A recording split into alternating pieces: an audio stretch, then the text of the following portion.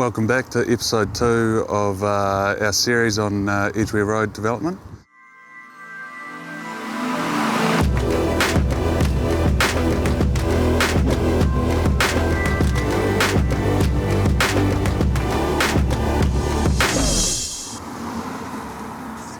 Since our last episode, we've got all the rafters up, purlins on, bracing, and the metalcraft roofers have started.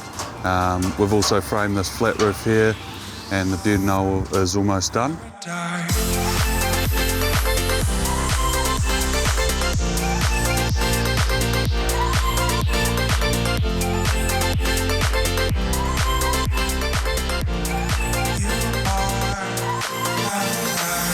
So starting to close the building in, which is good. We've had some pretty challenging weather to battle, but once the roof's on, we'll start to get a move on with the rest of the house.